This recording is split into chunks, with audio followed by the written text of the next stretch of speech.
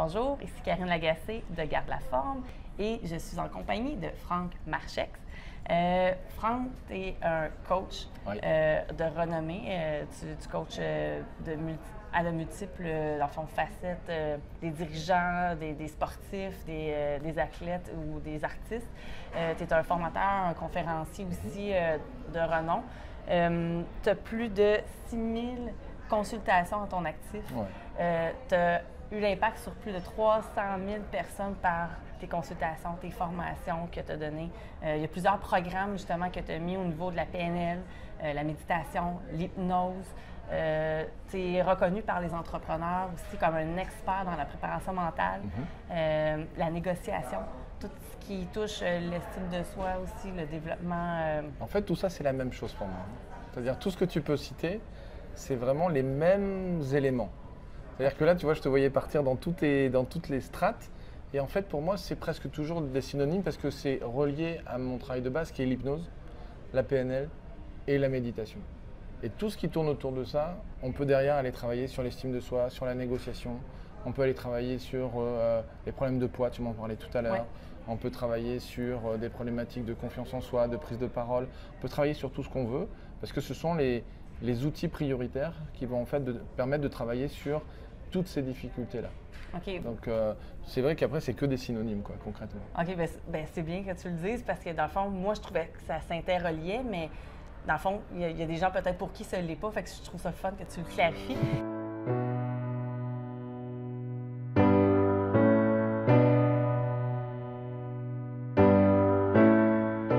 C'est ça ce qui a retiré mon attention, c'est justement que tu as implanté des programmes pour la perte de poids. Oui. Et étant donné, étant dans le domaine sportif, dans le fond, souvent les gens me demandent est-ce que tu veux m'entraîner pour que je perde du poids? Puis j'avais lu une statistique qui disait que plus de 70% des femmes consultaient pour de la perte de poids alors qu'elles n'avaient même pas besoin de perdre du poids. Donc ça, je voulais savoir dans le fond si toi c'était quelque chose. C'est assez courant, effectivement, mais moi j'ai plutôt travaillé sur les pertes de poids, ce qu'on va appeler des pertes de poids sévères, ou alors ce qu'on va appeler aussi l'obésité morbide. C'est-à-dire qu'à partir vraiment, on arrive à avoir un poids qui est vraiment dangereux pour la santé, tellement dangereux que la vie est mise en danger par cette prise de poids.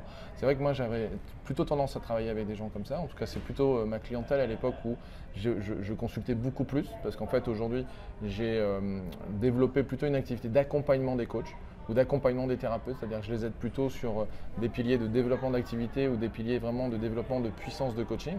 Mais ce qui était important pour moi, c'était toujours de garder la main sur le terrain. C'est-à-dire que même encore aujourd'hui, je reçois encore beaucoup de gens qui ont diverses problématiques de vie ou de business. C'est-à-dire je vais accompagner des dirigeants ou je vais accompagner, comme tu disais tout à l'heure, des entrepreneurs, mais je vais aussi accompagner des gens qui ont ces problématiques de poids ou qui vont avoir des problématiques, on va dire, importantes de confiance en soi ou d'estime de soi, des gens qui peuvent être en dépression profonde et qui cherchent d'autres solutions que les médecines traditionnelles ou l'accompagnement traditionnel. Mais en fait, si tu veux, tout ça, pour moi, c'est la même chose. Donc, une femme qui va venir consulter pour de la perte de poids, alors que fondamentalement, on pourrait dire, mais t'es magnifique, tout va bien, t'es superbe. C'est pas dans sa perception. Donc en fait, évidemment, dans un cadre comme ça, moi ce que je vais souvent recadrer, c'est le fait que, évidemment, on ne va pas travailler sur la perte de poids, on va travailler sur la perception qu'elle peut avoir de son corps, de son poids et surtout de la relation qu'elle a avec elle-même et avec les autres. Mais après, quand on reçoit des gens qui sont dans des pertes de poids importantes, ou alors des pertes de poids vraiment, on en parlait tout à l'heure, hein, donc tout ce qui est obésité morbide ou alors des pertes de poids vraiment importantes, c'est vrai que là, encore une fois, moi j'ai une approche, je ne suis pas un coach sportif, ça se voit. Donc je tente de me maintenir parce que le sport, j'ai arrêté, j'ai fait beaucoup de sport quand j'étais plus jeune, donc malheureusement j'ai arrêté parce que la vie a fait que j'en fais beaucoup moins aujourd'hui, que j'ai des priorités, il faut que je préfère m'occuper de ma fille que d'aller pousser de la fonte, ça c'est mes priorités. Mais quand j'accompagne des gens comme ça, c'est vrai que je n'ai pas, comment dirais-je, je ne suis pas un coach de sport. Donc, si on vient me poser la question en me disant quelles sont les activités sportives que je dois faire pour perdre du poids, je dis c'est pas moi qu'il faut aller voir. Il faut aller voir quelqu'un qui va être capable de dire voilà les exercices qui sont bons pour ton dos, voilà les exercices qui sont bons pour tes genoux, voilà les exercices qui sont bons pour ton alignement, etc., etc. Non, moi je travaille sur la tête et uniquement sur la tête, ou plutôt ce qui se passe dans la tête et ce qui se passe entre les deux oreilles. Moi, c'est ce que j'aime bien dire. Et à partir du moment où on va travailler sur ce qui se passe là-dedans, on va faciliter tout ce qui va se passer à côté. C'est-à-dire qu'évidemment, si la personne ne fait rien d'autre à côté, il n'y a pas de magie. J'ai toujours la même blague pour les gens qui viennent me voir en consultation et qui veulent perdre du poids et qui me disent je veux perdre du poids rapidement. J'ai une technique formidable. En 1 heure, on peut avoir réglé le problème et vous pouvez avoir perdu facilement entre 5 et 10 kilos. Tu as les gens forcément qui ouvrent les yeux énormes en disant comment on fait.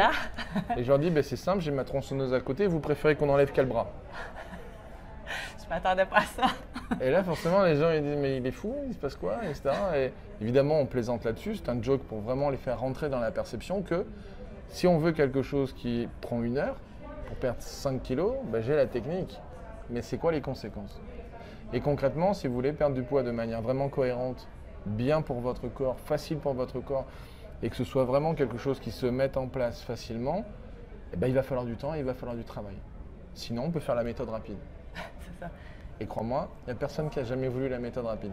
Non, je ne sais pas pourquoi, je comprends pas. Étonnant, hein? Moi non plus, je la voudrais pas. Du coup, ils comprennent que, ok, il va falloir que je travaille. Et derrière, travailler, ça veut dire qu'il va falloir faire des exercices de préparation mentale et qu'en plus de ces exercices de préparation mentale, il va y avoir probablement aussi besoin de passer à l'action. Et donc, ça veut dire que s'ils ne veulent pas faire appel à un coach sportif qui est tout à fait l'endroit, ça va être tu prends les escaliers plutôt que de prendre l'ascenseur. Moi, je suis un ancien de sport, je faisais de la danse de salon et c'était vraiment on pratiquait en haut niveau quand j'étais junior. Et je leur dis, qu'est-ce qui vous empêche d'aller danser, d'aller apprendre la salsa, d'aller dans… Alors, je sais qu'au Québec, on dit pas danse de salon, on dit danse sociale, il me semble. Donc, qu'est-ce qui empêche d'aller faire de la danse sociale? Si on est plus jeune, on ne va pas faire de danse sociale, c'est moins vu, quoi qu'il y a pas mal d'émissions aujourd'hui. Je ne sais pas comment on appelle ça chez vous, mais en Europe, on appelle ça danse avec les stars. Donc, c'est les stars qui… c'est une émission de télé où les stars dansent, etc. Et on a la même version. La même version au Québec. Et de dire, voilà, c'est un petit peu plus à la mode aujourd'hui. Ok, pourquoi pas aller faire ça? Mais ça peut très bien être aussi simplement aller dehors, marcher pendant 40 minutes. On sait que moins de 40 minutes de marche, ça ne sert à rien. En tout cas, on va évacuer du sucre rapide et pas du sucre lent. Donc, il vaut mieux faire plus de 45 minutes de marche ou pourquoi pas 45 minutes de course. Mais concrètement, c'est passer à l'action. Mais pour passer à l'action, nous, ce sur quoi on va travailler, c'est la notion de motivation. Parce que se lever et dire « je vais aller marcher pendant 45 minutes », il faut avoir envie de le faire. Il faut être motivé pour le faire. Et si je n'ai pas cette motivation, je vais le faire peut-être 1 semaine, mais je ne vais pas le faire plus d'1 semaine. Et ça va se passer dans la tête. Pour moi, ça va se passer entre les 2 oreilles. Donc c'est vraiment important, cette notion de préparation mentale, quel que soit le problème. Que tu veuilles travailler sur du poids ou que tu veuilles avoir plus confiance en toi, avoir plus confiance en soi, c'est dire, ok, demain matin, quand vous allez aller en boulangerie pour aller acheter à manger ou pour aller acheter du pain, je vais vous demander de parler au moins 2 personnes et d'enclencher la conversation avec ces 2 personnes. Si la personne ne passe pas à l'action pour le faire, ça ne va pas changer les choses sur du long terme. Et pour qu'elle ait envie de le faire, il faut qu'elle soit motivée pour le faire. Donc à nouveau, ça se passe entre les 2 oreilles. Donc tout ça, c'est toujours pour moi, c'est les mêmes techniques, sauf que leur but n'est pas le même.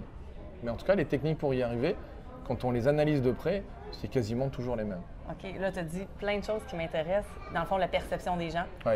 OK, l'élément déclencheur pour la motivation à y aller. Exactement. Parce que dans le fond, nous, pour l'entraînement, c'est toujours ça. C'est « Ah non, à ce soir, j'ai pas goût d'aller au gym après la job. » Ah, mais pourquoi tu le fais? Exactement. C'est quoi ton élément? C'est quoi le pourquoi tu vas y aller? Exactement.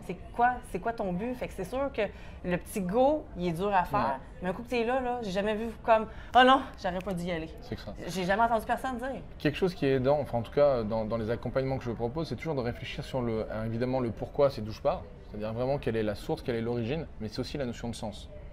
Et en fait, une fois qu'on a réfléchi sur son pourquoi et une fois qu'on a réfléchi sur le sens que l'on met à l'action, en fait, la tension qui s'établit entre les deux est suffisante pour passer à l'action. Donc, si à un moment je me souviens de pourquoi j'ai vraiment envie de changer mon poids ou pourquoi j'ai vraiment envie d'aller faire du sport, et qu'ensuite c'est OK parce que c'est vraiment pour obtenir telle et telle chose, eh bien à ce moment-là, la tension pour passer à l'action est beaucoup plus importante et donc je peux me lever et passer à l'action. Mais ce qui est amusant, c'est qu'on constate quand même que quasiment n'importe quel type d'activité, le faire en solitaire, c'est compliqué. Donc, j'essaie toujours d'expliquer aux gens, de dire, OK, trouvez-vous un collègue, un collaborateur de changement, quelqu'un qui concrètement va être dans la même optique que vous. Et moi, quand je faisais du sport et que je faisais beaucoup de sport, j'avais la chance d'avoir une partenaire. Donc, en fait, quand on allait danser ensemble. Ensuite, quand j'ai fait du sport un peu plus en salle, j'y allais avec un copain. Et clairement, les moments où il ne voulait pas y aller, c'était rare que j'ai envie d'y aller.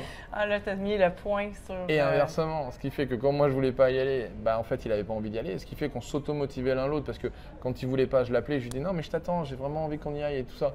Ça le poussait à l'action. Et quand c'était moi qui n'avais pas trop envie, je me souviens encore, c'est Olivier, un de mes plus anciens amis, il venait et puis il me disait, bon, moi j'ai envie d'y aller, quoi. Donc bouge tes fesses, habille-toi, on y va. Et du coup, ça passe à l'action et on a envie d'y aller. Parce qu'on n'est plus responsable de soi-même, on est responsable de notre groupe, entre guillemets de notre couple. Hein, même si c'était 2 garçons, enfin voilà, on est responsable de ce groupe-là, de ce couple-là qui fait qu'on y va et on a vraiment envie d'y aller. Et ça, c'est vraiment important parce qu'on on se facilite la tâche. Et je suis persuadé qu'à partir du moment où on est dans un processus de changement, plus on se facilite la tâche, plus on obtient des résultats, et d'une rapidement, et de deux facilement. Par contre, plus on se met ce que j'appelle des nœuds dans la tête, et plus vraiment ça va être compliqué. Parce que il faudrait que j'y aille, mais en fait, j'ai pas envie. Ouais, mais il faudrait quand même que je me lève. Ouais, mais j'ai pas envie. En fait, on va toujours se trouver des excuses pour. Je suis bien. Je suis bien. Là, il y a Zone la télé. de confort.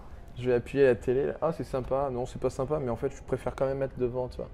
Et en fait, on va toujours se chercher des excuses pour dire je suis bien ici, je bouge pas d'ici parce que ça me demande un effort supplémentaire de me. Tout à fait. Mais ce que je trouve le fun, c'est ça, moi, c'est ce que j'ai toujours conseillé à mes clients aussi, c'est justement, trouve-toi un groupe ou fais partie d'une communauté qui fait, exemple, un sport ou une activité à une heure précise. Fait que là, tu dis, ils m'attendent, ils savent que je dois être là. Fait que donc, la motivation, l'intérêt aussi va être beaucoup plus facile à dire, let's go, je dois y aller. Complètement. C'est évident. C'est évident. Plus on va se rapprocher d'une communauté, plus on va avoir de facilité à passer l'action. Et puis la communauté va nous, va nous motiver. Mais attention, il ne faut pas faire partie d'une communauté qui soit trop importante, parce que sinon mon absence ne se verra pas. Et donc le groupe peut fonctionner sans moi. Ce qui fait qu'à partir du moment où on est déjà plus de 4 ou 5, c'est déjà risqué. Parce qu'à 4 ou 5, si on est 5, les 4 autres peuvent dire « Ok, si tu ne veux pas bouger, tu n'y vas pas, de toute façon j'ai les autres ». Donc moi, ce que j'ai tendance vraiment à conseiller, c'est 2-3 grands maximum. Quelques amis, Juste quelques amis, voilà. Pour dire 2-3, on est bien, on y va ensemble et on se booste ensemble. Et on est vraiment dans une récurrence d'action. Et moi, j'ai pas envie, tu vas me booster. Et si tu n'as pas envie, moi, je vais te booster. Mais encore une fois, dès qu'on commence à passer 4, 5, 6 personnes, en fait, mon absence, elle va être quasiment transparente. Donc, j'ai pas envie. Je suis au fond de mon fauteuil à me dire, je vais préférer regarder la télé. Les autres vont me dire, ok, reste chez toi, c'est pas grave, parce que nous, de toute façon, on y va. Après, ça peut jouer sur un autre impact de dire, ouais, mais du coup, ils y vont sans moi. Ça va jouer un peu sur le côté, j'aime bien ce groupe, j'aime bien être proche d'eux. Ça peut me pousser à l'action pour y aller. Ça peut avoir un effet un peu, on va dire un peu positif. Mais ce n'est pas le plus important. OK.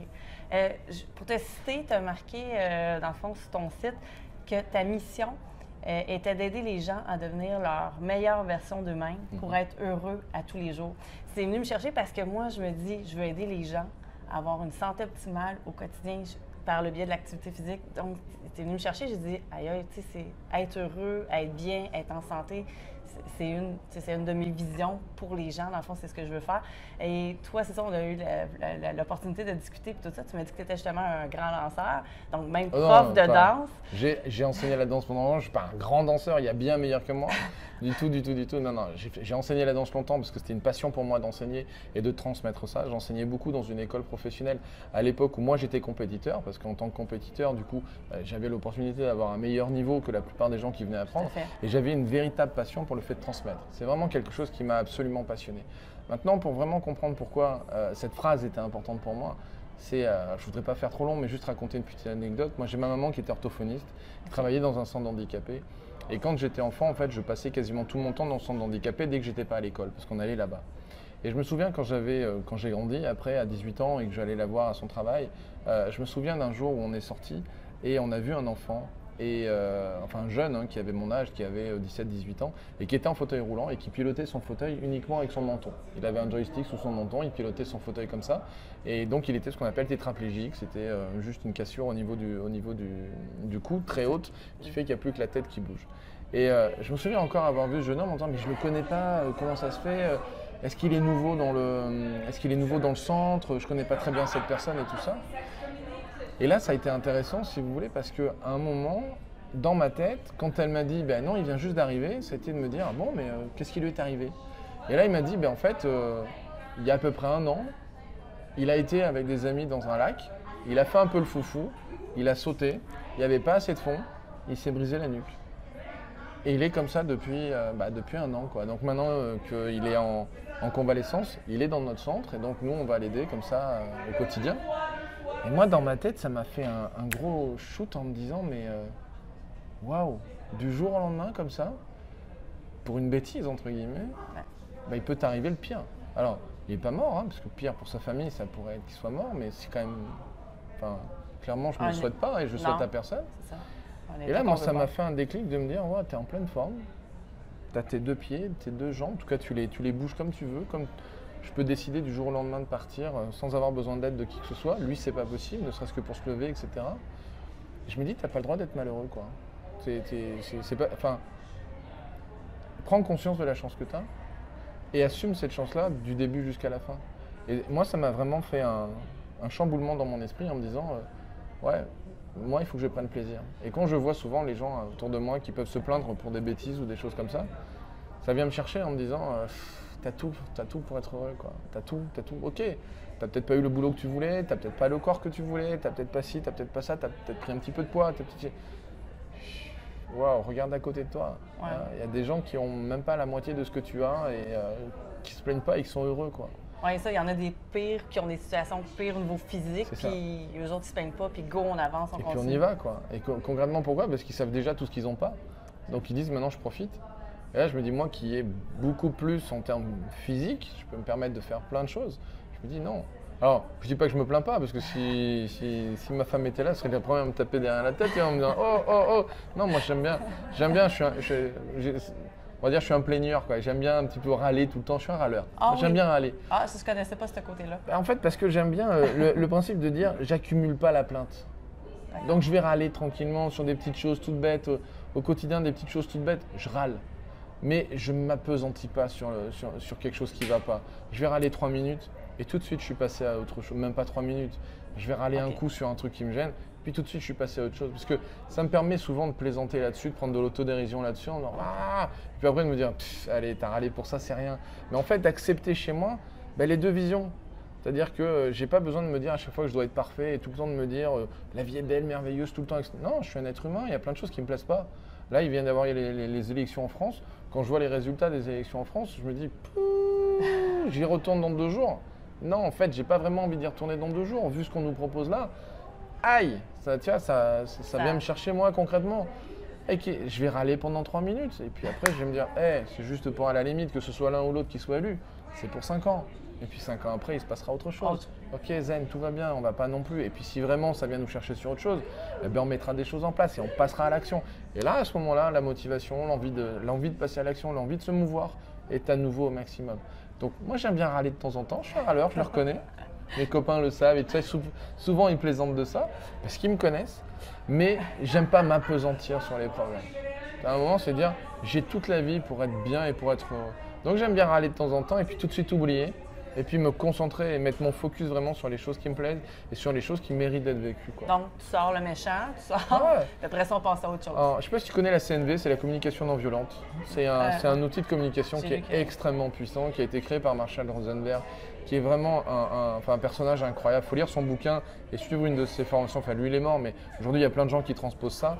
Et dans la CNV, on parle du chacal et on parle de la girafe. Et le chacal, c'est la part de toi qui râle, ce que j'aime bien faire, qui râle, qui n'est pas content, qui va médire, qui va dire plein de choses pas sympas, etc. Et puis la girafe, parce que dans le monde animal, c'est celle qu'on va considérer, en tout cas sur Terre, c'est celle qui a le plus gros cœur. Et donc, on va dire, c'est elle qui dit les plus belles choses. Et il faut accepter qu'en nous, on a ce chacal et on a cette girafe. Et que concrètement, si on veut tout le temps se faire croire qu'on n'a que la girafe, on se ment à soi-même. Parce qu'il y a plein de fois où il y a des choses qu'on n'aime pas. Donc il faut accepter que le chacal, il vide ce qu'il a besoin de vider. Et quand il a vidé, ok, maintenant va-t'en. Et la girafe, elle vient réparer tout ça. Et quand on le fait dans cet ordre-là, c'est extrêmement efficace. OK. Ah ben ça, je n'étais pas au courant du tout, fait que merci. J'avais vu que tu travaillais avec ça dans tes programmes, dans tes enseignements, mais je ne savais pas, je n'avais pas lu du tout là-dessus, mais c'est un élément super important à mentionner et qu'on peut aller chercher. En tout cas, si ça peut aider ton audience, avec plaisir. Oui, tout à fait aussi. Ce que je voulais savoir, c'est ça, blessure. Tu m'as parlé que tu étais déjà blessé, puis ça a limité dans le fond tes activités du quotidien ou tes activités aussi sportives plus haut niveau dans la danse. Quand j'étais plus jeune, je me suis bien fracassé ce genou-là. Ça aurait pu être plus grave, encore une fois, ça aurait pu être beaucoup plus grave parce qu'il n'y a pas eu d'opération, il n'y a pas eu de choses comme ça. Mais ça m'a quand même fragilisé énormément le genou droit. Et du coup, c'est vrai que ça a freiné. Moi, j'avais vraiment envie de passer pro dans le sport que je pratiquais. Je voulais vraiment aller un maximum loin là-dessus. Et puis à un moment, c'est de dire, je ne peux pas, concrètement, là, mon corps il peut pas suivre et je pourrais pas être au niveau à cause de ça. Donc ok, pas de problème, j'assume et puis simplement je me trouve je vais pas dire une voie de garage parce qu'à l'époque c'est plutôt de dire ouais je vais absolument faire ça, je vais absolument faire ça. Bah non, c'est un moment, c'est une question de résilience, c'est dire ok je peux pas faire ça. Bon, ok, c'est que la vie, elle me propose autre chose, donc c'est à moi d'être ouvert, d'être positif et de me dire dans quelle autre direction j'ai envie d'aller. Je te dis pas que ça s'est fait en 1 heure, hein, mais concrètement, c'est de dire, ok, il y a tout un processus de résilience qui fait que, ok, d'un truc qui est vraiment négatif et qui vient de chercher, je le transforme en quelque chose de sympa et de positif. Mais quels ont été tes moyens, dans le fond, que tu as pris pour quand même guérir cette blessure-là, puis pouvoir te dire, ok, là, finalement, la compétition n'est pas pour moi, mais ça ne veut pas dire que tu as arrêté de danser pour autant. Concrètement, ça a été très mal guéri. Okay. Concrètement, ça a été très mal guéri parce qu'en fait, j'ai eu un plâtre que j'aurais pas dû avoir. Parce qu'en fait, j'ai eu une luxation de la rotule et une distension des ligaments. J'ai eu la chance qu'ils ne soient pas cassés, c'est pour ça qu'il n'y a pas eu d'opération. Okay. Mais luxation de rotule et distension des ligaments, à un moment, la rotule est revenue en place. Les ligaments donc, étaient extrêmement fragilisés parce qu'il y a eu une distension. Et en fait, on m'a mis un plâtre là où en fait, j'aurais dû avoir de la rééducation. Et le plâtre, je l'ai eu pendant quasiment 1 mois et demi, là où j'aurais dû théoriquement au pire l'avoir 3 semaines, 15 jours, 3 semaines. Et donc en fait, plein d'erreurs successives comme ça qui ont été faites. J'étais très jeune parce que je ne me rappelle même plus trop l'âge que j'avais moins de 20 ans. Mais en étant comme ça jeune, tu n'oses pas dire au médecin, il faudrait faire ci, il faudrait faire ça. Mes parents étant pas médecins, ils ne sont pas non plus forcément intervenus dans ce cadre-là et ont fait confiance au système. C'est qu'après, on s'est rendu compte que quand un des médecins dit « mais pourquoi on vous a plâtré ?» c'est pas moi qui vais vous dire pourquoi ils m'ont plâtré. S'ils m'ont plâtré, c'est ah ouais mais ils auraient pas dû faire ça. Et c'est là où petit à petit on a commencé à décortiquer un petit peu les problématiques, les mauvaises décisions qui avaient été prises à ce niveau-là en disant bah ouais là c'est vraiment pas cool. Mais après il faut faire avec. Donc aujourd'hui j'ai perdu quasiment entre 5 et 10% de flexion sur mon genou, ce qui fait que par exemple quand je suis accroupi, ma face touche pas mon talon. Tu me diras au quotidien c'est pas très grave non plus, hein, ça me gêne pas spécialement d'avoir mon talon qui touche pas ma fesse. Sauf que c'est vrai que par exemple quand je faisais de l'aïkido, tu étais souvent en position comme ça à genoux, là c'est désagréable parce que je peux pas y rester longtemps. Donc il y a pas mal d'activités comme ça que j'ai dû m'adapter, mais en même temps, la vie elle est faite comme ça. Enfin, je marche, hein. Donc j'aurais pu avoir un plus gros problème de genou, on aurait pu m'opérer, il aurait pu y avoir une infection, on aurait pu. J'essaie toujours de me projeter dans qu'est-ce qui aurait pu être pire. Ouais. Et ce qui aurait pu être pire, c'est qu'on me le coupe parce que j'ai un ligament qui pète, on m'opère, je peux avoir une bactérie pendant l'opération, je peux avoir quoi que ce soit, on me coupe. Enfin, ça arrive au quotidien, ça à des gens. En partant d'une blessure aussi, je ne vais pas dire banale, mais aussi bête que ça arrive aux gens. Donc je me dis au quotidien, ça peut arriver. Donc ça aurait pu m'arriver, ça ne m'est pas arrivé. Ok, je célèbre, je suis content, moi je marche. Hein. Je ne peux pas courir pendant des heures et des heures et des heures, mais ok, c'est pas grave, j'y vais en marchant.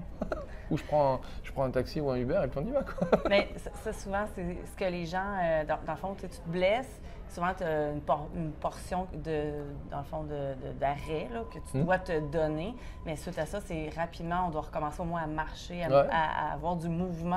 Parce que le mouvement apporte une augmentation dans ton corps de la circulation sanguine, je vais le finir par le dire, et ce qui aide à la guérison. Donc, c'est ça, c'est plate quand il y a des erreurs comme ça médicales, mais dans le fond, au moins, tu as quand même pu dire on se reprend, on continue. Il y aurait pu avoir pire, mais là, je vis avec une exactement. séquelle. Et après, c'est de dire bon, ok, je vis avec ça.